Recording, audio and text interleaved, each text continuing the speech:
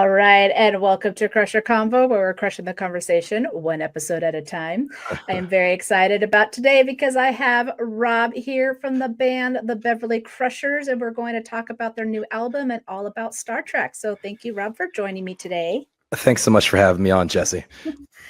Awesome. So before I actually get started with our questions here, I do want to mention my sponsor. So on mycherrytree.com, you could use my code of Crusher Combo 6 to get 6% off your order. They have amazing board cube computers. They have little figurines of cats and board cubes, whatever you need with Borgs. Like, just, if you're a Borg fan, this is the place to go. All right. They also have Klingon keyboards. So it really spices up your office and your computer with Star Trek. And also, I just actually got my husband a shirt. They also do shirts, and it says, "I'd rather be at Quark's Bar." So it's perfect. It's perfect. But wanted to mention that. So first off, tell the listeners about you and your bandmates and, what even inspired you to start this band. Yeah, thanks so much. Well, I am a longtime fan of Star Trek, particularly The Next Generation. I watched it with my entire family when it was on in prime time growing up, and I always thought it was just a really terrific version of the show, very philosophical, great storylines, great characters, all this stuff. And at the same time, I've always been a musician all through my teens and 20s. I was playing in bands, I was writing songs, I was singing, producing music. And at some point, a few friends of mine who had similar experiences with the show and with music just decided, hey, this would be a really fun project to kind of try to get inside the heads of some of the characters, expand upon the world, do a little world building, if you will, and Right. leverage some of the little inside jokes that we had personally traded about Star Trek, the things we find interesting, thinking of the Enterprise as a workplace. And so we just set about writing songs and had a ton of fun with it. And so, yeah, it's just something from lifelong musicians who are just having a bit of fun and expressing their love for the show. So this actually is a good little segue because this brings up, I had asked you what your favorite song was of your new album, which is called Enterprise, as that was part of the album cover right there in the beginning of this.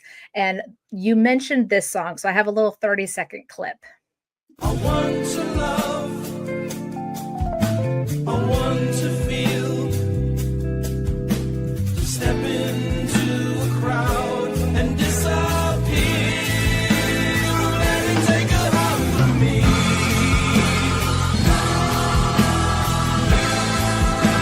A holographic fantasy. It's better than reality.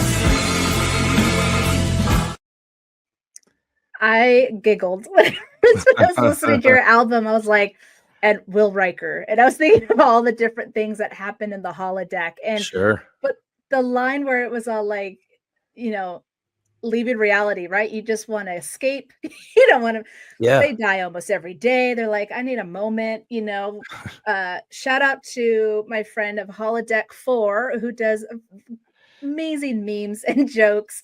Oh, I love that account. Yeah. That's so great. She is Yeah. awesome. So Yes, good. she is a friend of mine, and she, Holodeck 4, that was where Riker went. And that's actually one of your songs from your last It album. is. That's actually so the true genesis of the band. I didn't know how deep you wanted to get right off the bat Let's was go for it. what a lot of it was that holodeck 4 joke. So I think for a long Nice. time as a songwriter, I had a one idea in my head, which was to write a love song from Wesley Crusher to Picard, his father figure, called Make It So. And I had never really written it. And I got together with this buddy of mine and I was like, yeah, let's just go ahead and let's do it. Let's use that as a writing prompt. And he immediately wrote the song Holodeck 4, which I assume you're referring to the episode The Perfect Mate, where Riker gets all hot and bothered talking to Famke Janssen and Mhm. pings his communicator and says, like, if you need me, I'll be in Holodeck 4. The clearest reference to the holodeck as some kind of sexual, fantasy place, which they go deeper into Right. in Deep Space Nine and beyond, of course. But yeah, that always cracked us up. We always joked about that kind of through our lives. And so it was exciting to get to put that in a song. Yeah. No, I mean, there was always this little you also do a lot of Barkley songs Yes. as well, and I feel like, of course, he had a holodeck addiction, um, and he definitely had that anxiety, and he kinda represented a lot of people, in my opinion. Just he's Definitely. really good at his job, high anxiety, always questioning everything, and then, of course, like, needed to go to therapy to, um, handle his issues, but he used the holodeck as his escape. He's all like he even told Jordy, he was just like, "It's my only way of just being able to, you know, to be myself, just to kinda just relax and just stop with the stress and everything." As much as Riker wasn't too fond about how he was doing it, Of that's course. still self-care, Riker. I'm sorry. It is. It is. No, I think the holodeck is one of the most exciting things. It's the one of the most exciting topics that Next Generation came up with, if you will, because it really is a metaphor for the internet, right? And I've always thought of Barkley, the Yeah, character, he's a great character, as a little bit of a stand-in for the Star Trek fan.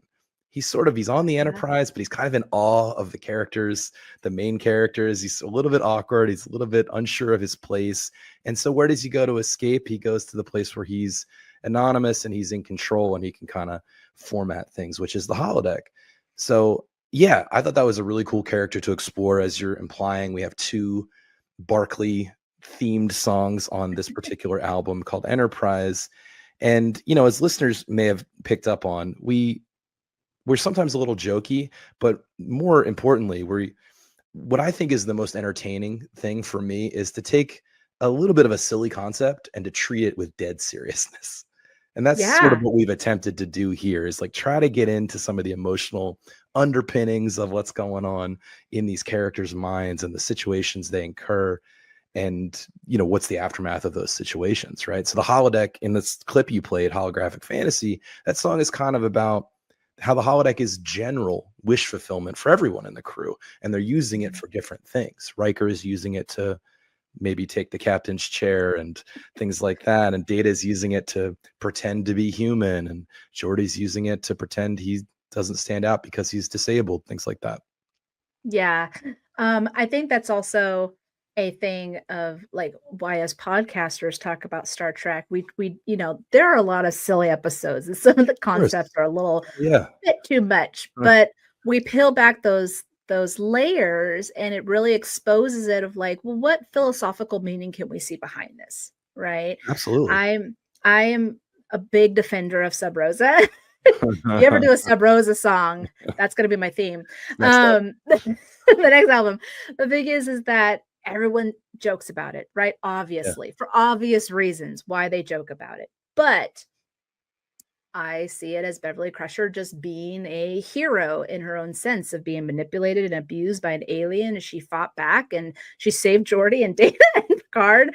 And in a sense, she also saved herself. So I see it a very poetic in a sense of just her being this, um, you know, a character everyone looks up to, but it's also showing that she's human. She fell for something that most people fall for, especially doctors do become addicts, unfortunately, Of and things. course. And that's what I saw. So as much as people can make jokes about it, I try to see the bigger picture behind it, which I think is what you do a lot with your songs. You're kind of bringing out that bigger picture for different things. I know you've done a few about Guinan, as much as stuff like Sure. that. I really do think I mean, of course, I really believe the show is terrific, and I'll fully admit I don't know every single fact about Star Trek, which I know a lot of. This community really favors a deep level of knowledge about the show, and I respect I that. love it. That's not exactly me, but I do think that Next Generation in particular is this potential great bridge into the world, because, like you said, it's so character driven, it's so philosophical, and I think it was just Mhm. so ahead of its time. So, to me, it still really holds up. And you're right, even when they get a little more silly. I mean, let me just say something else about my philosophy, which is, if you're a huge fan of something and you don't see what there is to make fun of about it, I don't think you've thought about it enough. Like, everything has a little bit of that component to it. Every Yeah. artist, that's just a part of life, and that doesn't mean you're tearing it down. That just means that there's there's peaks and valleys, and there's things that worked and didn't work. Yeah, exactly. Now, I was actually kind of curious. We kind of jumped in with Star Trek, which is totally fine. Yeah. But what kind of type of music are you into? Do you have favorite band, musicians, things like that? Yeah, of course. I would say very generally, the whole record is a love letter to the 1970s, which is where a lot of my Nice. musical taste is centered. I grew up on classic rock, which was my parents' generation of music. So the Beatles, of course, Pink Floyd was really directly being referenced in the clip you played, I think. And Yeah. other 70s rock bands, Thin Lizzy, and you can just rattle them off, Big Star. So I appreciate, in particular, I think about music. I like music from all decades, but we picked a lot of genres from the 70s to kind of aim at with the Beverly Crushers, because we all really like that music a lot. And what I like in particular is the level of production from that time period. And what I really Mhm. mean by that is just layers of things where my friends and I often call it headphone music, meaning that you're kind of only going to get some of the little Easter eggy details of what's going Right. on if you're listening intently on headphones. To me, that's just what speaks to me as a musician from any era. Oh yeah. I was born in the 80s and I'm a 90s kid, but man, the 80s, that's music. In Oh, my yeah. opinion, I could play that. And it's just because my mom, the moment I was born, she's playing all these, vinyls, right? Are we Michael talking new Jackson and wave? Are we talking hair metal? What are we talking about here? she was all over the place. I think my mom was one that really exposed me to different types of genre, like Yeah. Michael Jackson, Whitney Houston. We Oh, definitely yeah. played like Dirty Dancing, Footloose, like going off on all of that. I remember one of my favorite songs was Paula Abdul's Cold Hearted Snake. Oh, And I loved that song because of the instruments, the strings, and all that with the hip hop. And I'm all like, yeah. this is great. Like, this is So music. And totally. I mean, listen, confession time. It's not the coolest thing to say, but literally the first piece of music I ever bought for myself was Paula Abdul's "Forever Your Girl," which has Cold Hearted Snake on it. you we're now friends. We're really friends now. Like you've stolen my heart there. No, and I remember just thinking back about how cool the sound of a vinyl and just how cool the artwork was. Like Michael Yeah. Jackson's Thriller, he was Oh, what yeah. laying across with like the tiger, and I'm all like, this is great.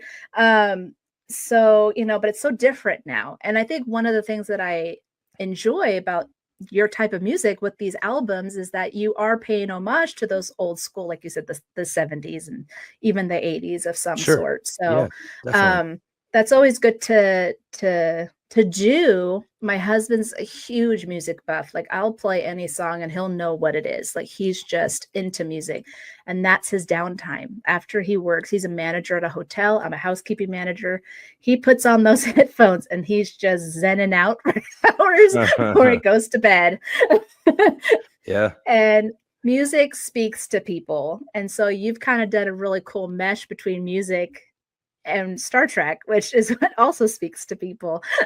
Yeah, absolutely. And it's coming from a place of love on both levels. Music has been with me my whole life, right? Since I was a young kid, listening to it, playing it, writing it, recording it.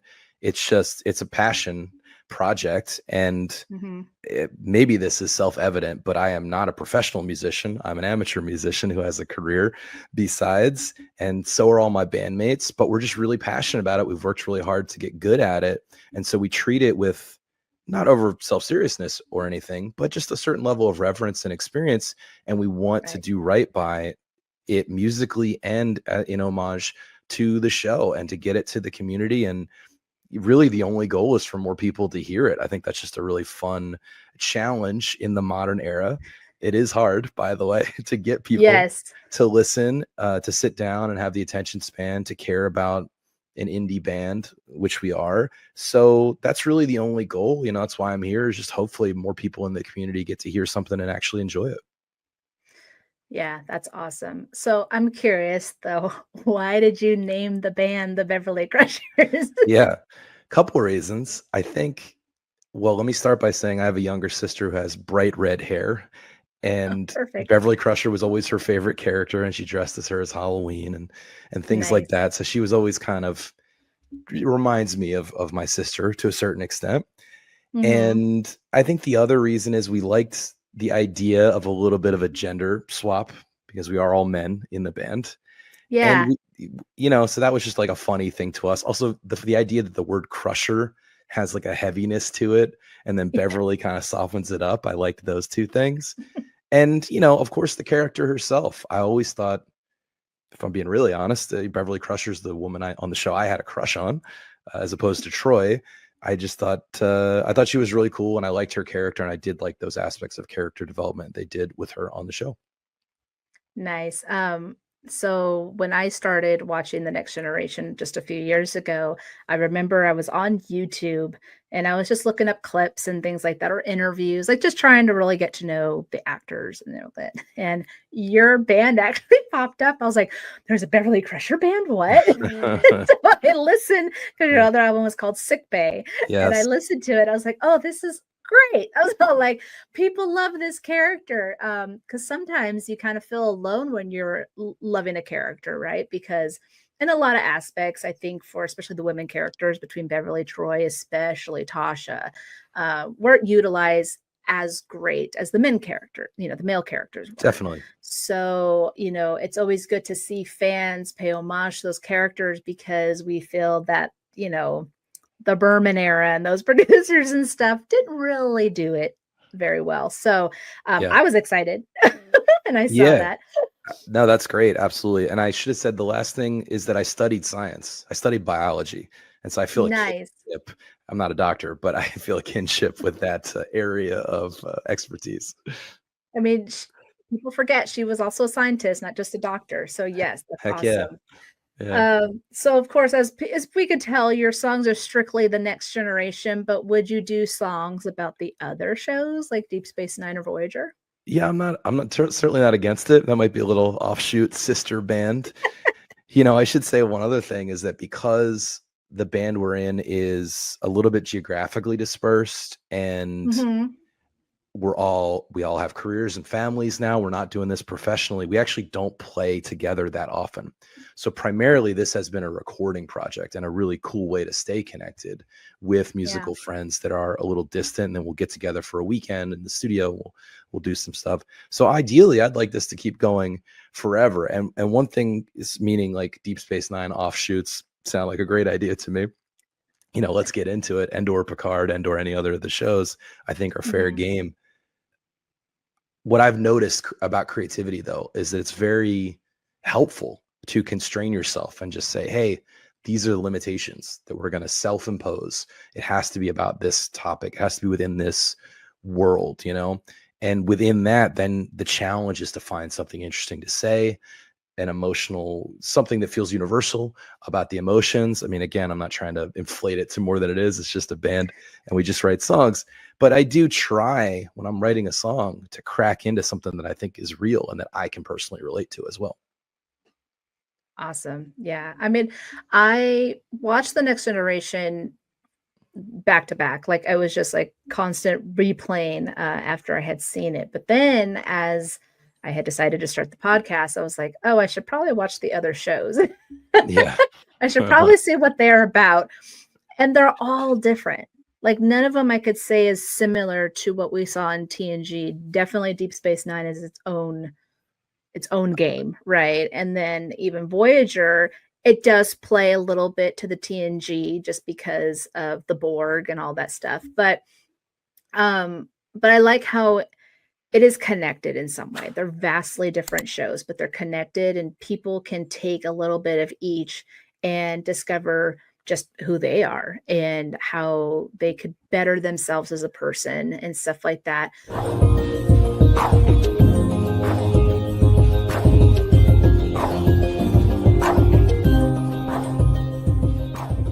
I am going to want you to just pick a random episode, and I'm going to look it Ooh. up and see. Okay. Well, I'll say one of my personal faves is Tapestry. Oh, Right. The one where Picard goes back and has a chance to change his past. yeah. So that one is season 6, correct? Hmm. I believe. Nearing the end of 6, I think. All Let me right. see It here. says That's 6:15. 6:15. Yeah. 6:15. All right. Whew. I'm glad I got at least I knew the season. Okay. sometimes they kind of, the 6th and 7th season for some reason blends together. So I tend to get a little They were on a roll. confused. They were. I think season 5 though is my favorite. Haha, here it is. Tapestry. There we go. Let me see here. Let's see here. But the premise behind Q's first tale since the pilot, whose title did not include his name, had murky roots. No one could remember the source of the near-death white light premise, especially after one pro with the similar old pitch passed on the claim. It was not until after the show aired that a heartbroken and disillusioned letter arrived from James Mooring, who had actually pitched the exact same idea from submitting a spec script. Because at the time, a lot of fans were submitting scripts to, get used. Yeah. With the first season story credits disputed, ironically unknown to this staff, they immediately set out to settle up and make amends. I talked to him, Ron talked to him, Jerry Taylor said, and they paid him. He was very happy. So clearly they took an idea from somebody and weren't giving him the credit. So I'm glad that they fixed that. He was very happy. I was going to say right off the bat, that's them being good people. I mean, whether it was correct or not, like the fact that they just settled it that way, at least as that text suggested, is nice to hear about. It says all he wanted was acknowledgement, and we apologize profusely. I hope it has restored his faith in our integrity, because we would never do anything like that intentionally. It's one of the things. That's a deep one. Yeah, it is. Yeah, it's one of the things Star Trek has done so darn well over the years, is they've minded the community. And I think that sometimes in the modern era, people might forget. Right? Is it safe to say that Star Trek fandom is kind of the basis for nerd culture generally today, which has now become this huge explosion of everything, right? Yeah, for sure. I mean, we always talk about, there's so many fandoms out there, and I understand. And I come from Star Wars fandom, sure, yeah, which is not the most positive of fandoms. It's very hard to even just have a conversation with another fan, because all of a sudden you get in an argument. And the one thing that I learned about Star Trek fans, though, is that you may disagree, but there's always 85-90% of the time it's like, well, let's talk about it. Let's see your point of view, my point of view. Sometimes you might change that point of view. You might figure something out, might even bring up something they never thought of. So it's always nice to see that collaboration with other fans of just loving so many different aspects of the Star Trek franchise. And I also kind of noticed that with Doctor Who. I think Doctor Who, it being first, I will give the credit. It was first. Yeah, fair enough, 1963 or something like that.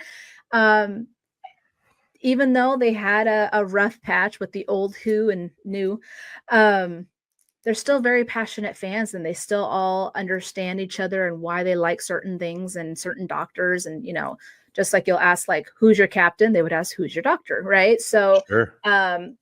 I think probably both those franchises really is what set this this path for just how, like you said, how nerd culture is today. And I think sometimes Star Wars gets the credit, but it was already paved, and it just had a faster train.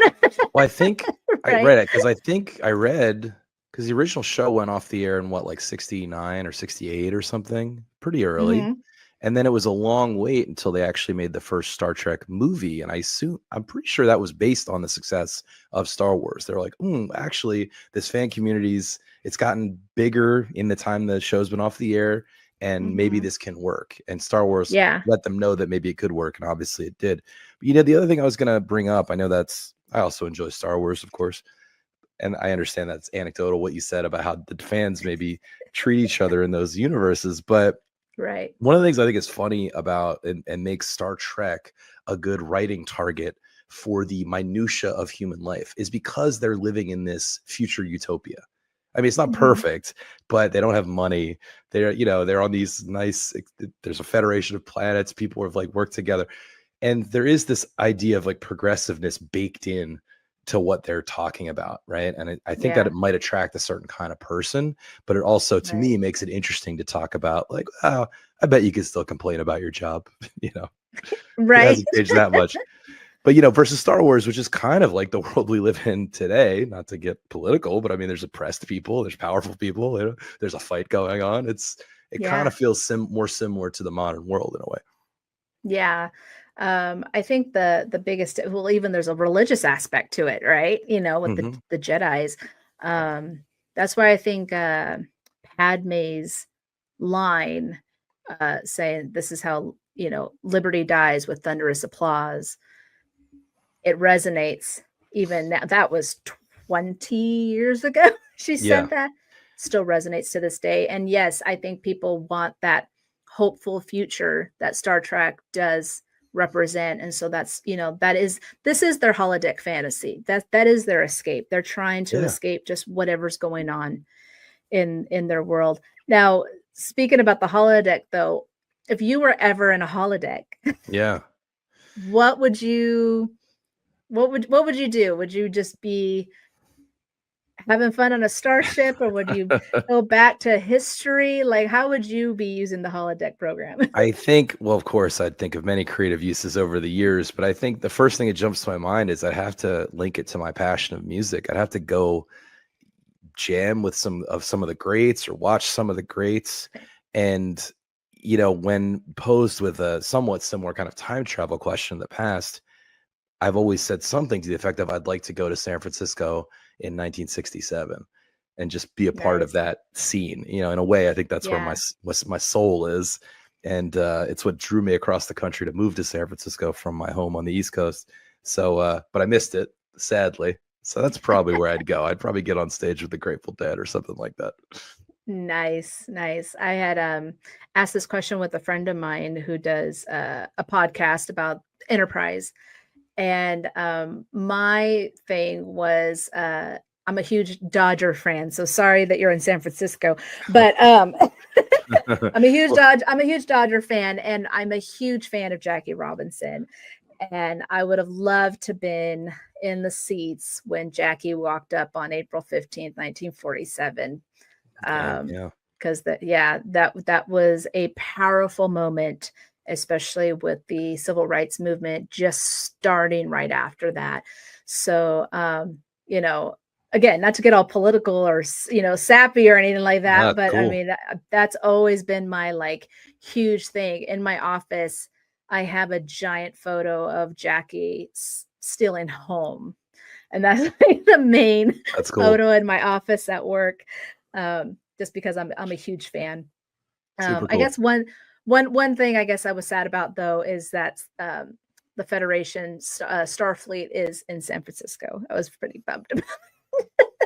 Well, yeah, I don't know what to tell you. It's the seat of I know. progressive politics. I was It like, does gosh, make dang it. it does make a certain kind of sense. I don't live there anymore, for the record. I'm up in Sacramento with the Athletics these days, but Oh, okay, okay. Actually, my stepsister's up there, but she's a Dodger fan, so I'm like, be careful. Um, I'm sure they made peace by the time the Federation came out. There's sure, Dodgers and Giants fans all everything's gonna be solved by then, I hope. Yeah. pretty much, except for Cisco. He's very much Niners.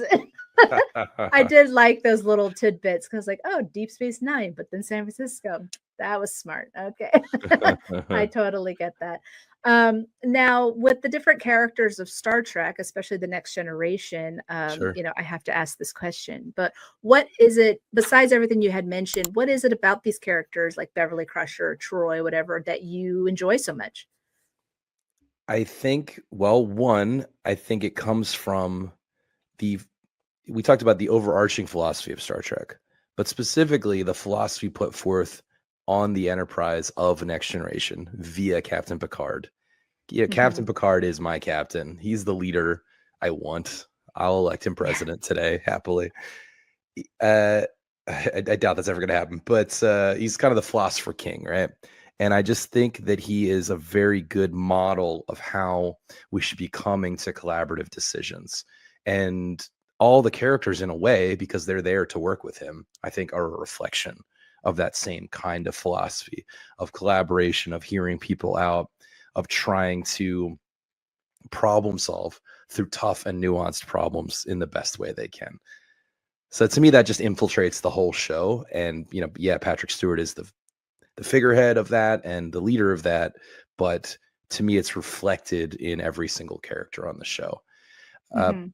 But that said, I think the show just does such a great job of developing every single character to the point where when you get to season 5, you probably don't even have to wait that long. You're starting to get these really interesting, Worf is playing towards type or he's playing against type, and you get all this different kind of interesting storytelling out of it. And so, yeah, to me, it was just interesting to keep going with that. Like, for instance, we wrote a Mhm. song on Enterprise.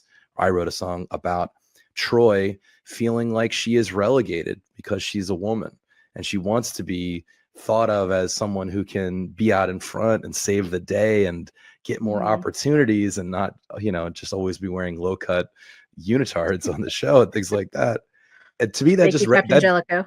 that just feels real to me. I mean, I don't know what to say. I don't think she's totally disregarded or anything on the show or disrespected necessarily, but I do think that is something that her character might legitimately feel and want. Yeah, I believe that, and I know they always gave him a hard time, but thank you, Captain Jellicoe, because he got her in her uniform. I was all like, "All right, he's a little bit of a hard ass, but it's fine. He knew what he was doing." Yeah, makes sense. So Yeah. he wasn't Picard, but he knew what he was doing. Now you were on Captain's Quadrant not too long ago. I believe you guys were talking about Nemesis, Yeah, that's was it? correct. Yeah. Okay. So how do you feel about how they did the movies versus how they did the like the TV show? I kind of feel that the movies are fun. I think First Contact is easily the best one of them. Mhm. Nemesis is not amazing, but it's okay. I mean, it's enjoyable, right? But I Mhm. never thought they were able to really recapture the magic of even some of what they did in the two-part episodes during this series itself. Maybe it has something to do with the budget or the expectation. I'm not exactly sure, but something Mhm. about the small screen, to me, best of both worlds, where Picard becomes Locutus, for instance, sort of would have made a better movie inherently than Yeah. Nemesis, for instance. But you get what Right. you get, right? And I enjoyed watching them because I enjoyed the characters. Yeah.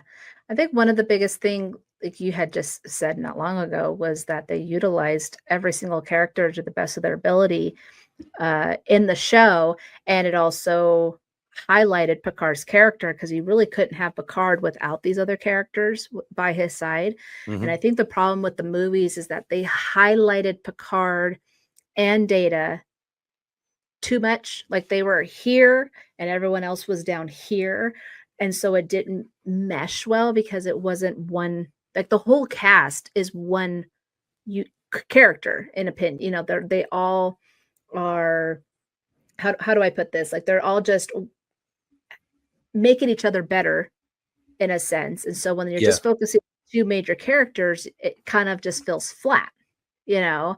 Um, Yeah. I think in Generations, I really did enjoy though when they destroyed the D because that in itself was a character, and I felt like it was ending a chapter that's how the show was, and now they're moving on to the big screen.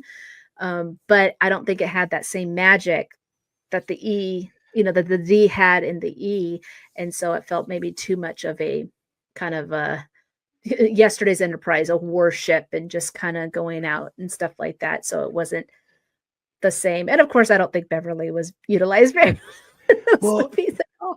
no, now that you're saying it, you're sparking an idea, which is maybe it's about our shifting expectations for TV versus movies. Because the Yeah, nature of the show, well, one thing, they did so many episodes of the show, right. 170 or ish. 78, yeah, something like that. Yeah, and which means like they're gonna naturally have to. They've covered a lot of material, and they're gonna have to retread some of it. Oh, we found Data's head Yeah. again on a planet. It's like I've seen that before.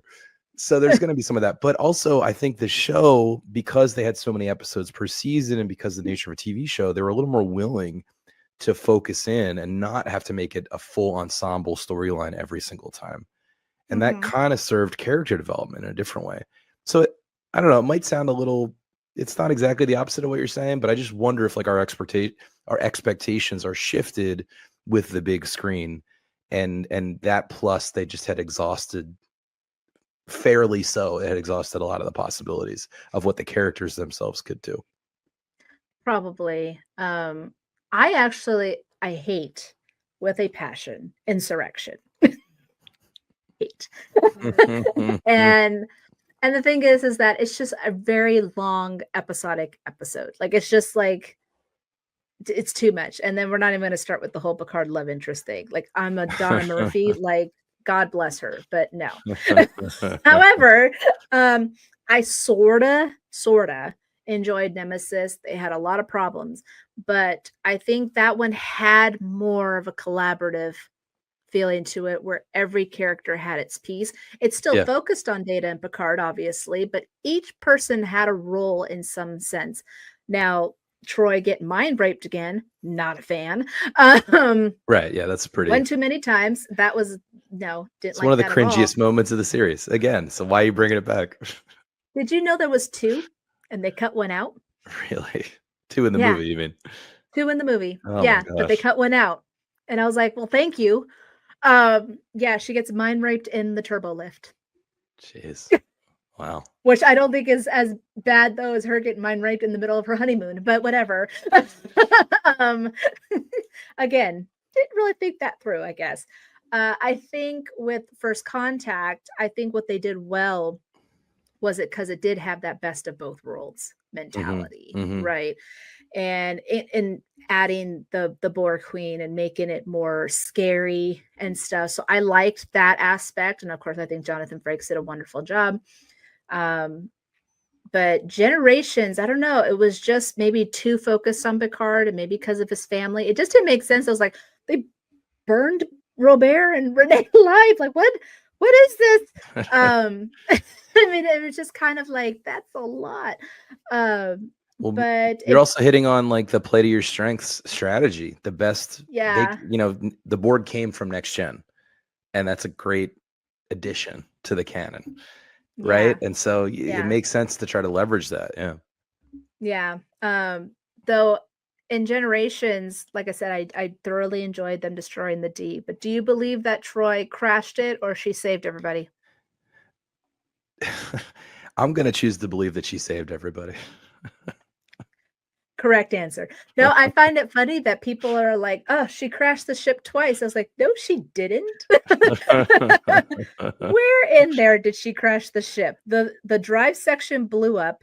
It pushed the saucer section, and she steadied it enough to crash land. I'm She gonna saved the assume day there's just some low key misogyny at work there in that a discussion. little bit.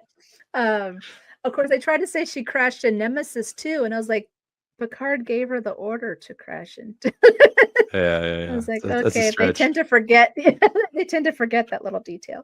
So when Picard season 3 came out and she jumped up and swooped in to save the day, I was like, yes. I was like, Yeah, thank you, Terry Metalis. that's the kind of fan service I can really appreciate for sure. Right, Terry. And you could totally chime in with this one. I guess it's kind of part question and part me fangirling over here. But the one thing that I love about our current Trek is that it is created by fans and they Yeah. understand what the fans want. So like Mike McMahon with Lower Decks, Aaron Walke and the brothers, the Hagman brothers with Prodigy, and of course Terry taking the helm for Picard season 3. They understand the assignment.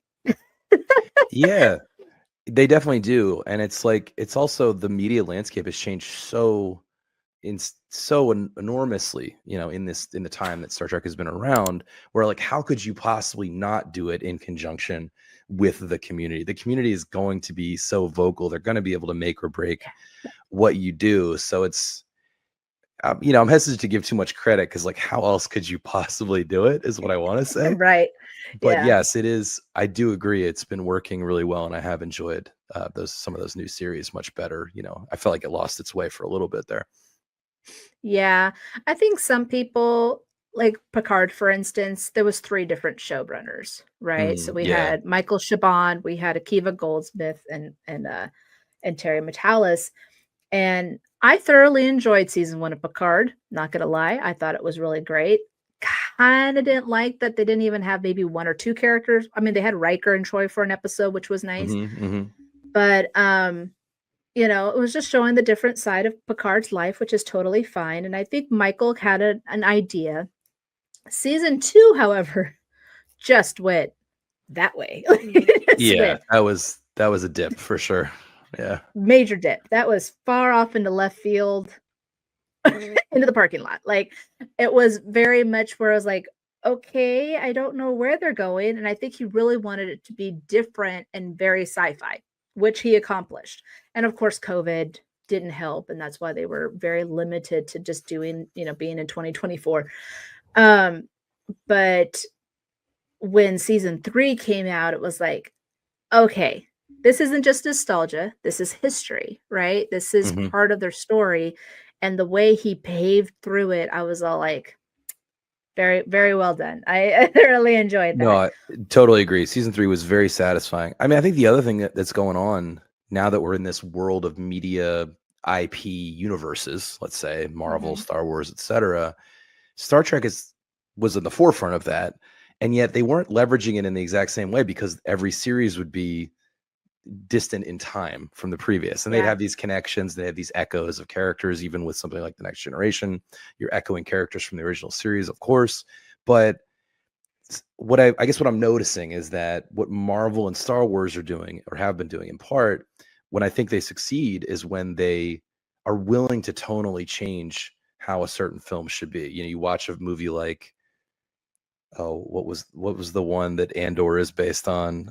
It's slipping from Rogue me. One. Rogue One, yes, but it was like a war movie, right? It had like a different tone than Star Wars had. And sometimes when you're trying to rehash the exact same tone, that's where the fans kind of lose you. So I appreciate that it is a hard line to walk. And Star Trek has way less experience with taking the same characters in the same ensemble and then trying to figure out if they should do more of the same or change it up. Do you know what I mean?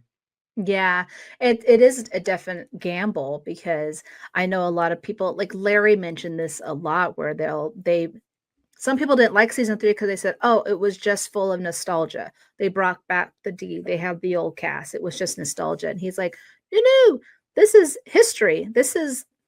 They're part of the story. And this is just showcasing them after 20 years.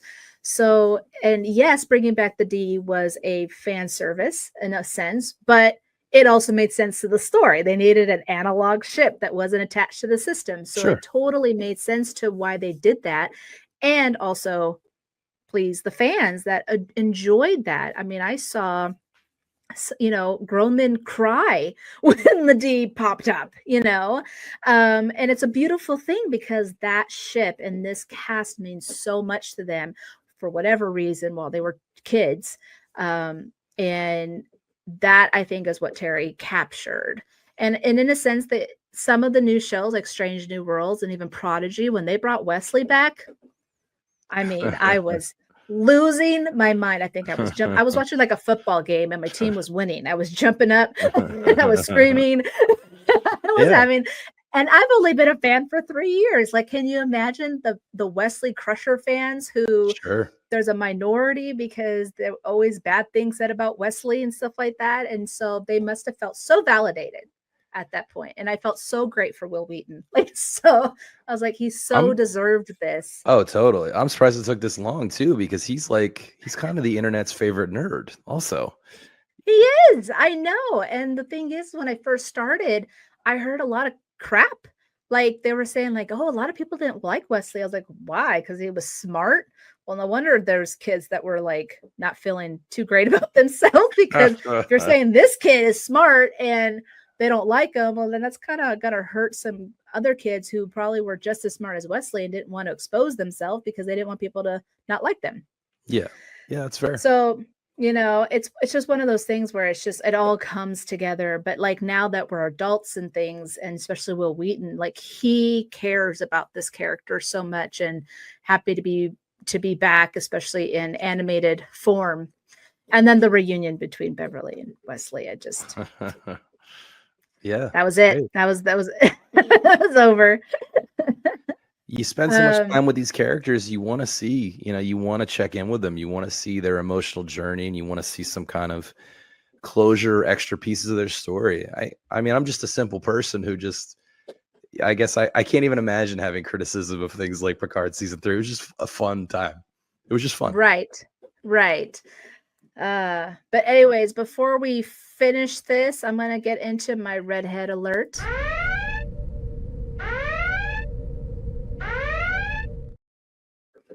All right. So the only thing I have to share with you guys is my Patreon shout out. So my Starfleet Commander patrons is Chuck, Leslie, and Dave, and my Admiral patron is Engineer Mark. So thank you so much for your support. If you want to support Crusher Convo, just head over to patreon.com/Crusher Convo, and you can join for as low as $3 a month. And my apologies if you're hearing chewing in the background. That is Tigger the rabbit. And apparently, I forgot to give him. He's just chewing on his box right now. So sorry for the AMSR. Is that what? Or ASMR? There we are. ASMR, yeah. There you go. That's for you guys. Unfortunately, guys, I don't know what next week is because we're pre-recording this. Episode is, but I'm sure it's good. Okay. And I know I'm going to be sitting down though with my friend Jay, who hasn't been on the show for quite some time. So can't wait to bring him back. But I did it last episode, even though I haven't done last episods yet. But it's fine. We're in the future. It's okay. Yeah, oh, yeah, we're jumping all around. Yeah, that's the We're nature jumping all around. of the universe. It's Star Trek. Yeah. But you know what, Rob? Please let the listeners, I could speak, please let the listeners know where they can find you and also anything that you want to plug. Yeah, thank you so much, Jesse. Well, the Beverly Crushers are available on all streaming services, Spotify, YouTube, Apple, you name it. And we're also selling our vinyl records and a bunch of cool, unique t-shirts, as well as CDs and other stuff. And you can also stream over at Bandcamp. And you can check us out at the Beverly Crushers on Instagram. Awesome. Well, thank you so much. I love talking Trek with you, and I love that your band is named after my favorite character. Thank you so much. I had lots of fun. So yeah, guys, hit them up. You will not be disappointed. Their music is a lot of fun. I played the whole album in one fell swoop while I was editing. It's one of those chill music with the headphones, just like he was talking about. So awesome. Thank you. Anyways, but yeah, thanks guys. Until next time, live long and prosper. Live long and prosper. Bye, guys.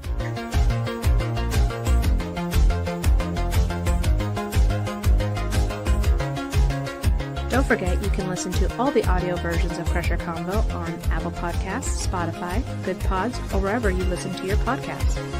You can support the podcast by buying merch on TeePublic, buy me a coffee by scanning that QR code, or becoming a Patreon member for as low as $3 a month.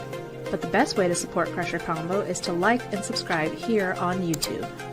You can also find me on Blue Sky, Instagram, Threads, or TikTok, so please follow me there. And of course, all this information can be found on crusherconvo.com. Crusher out.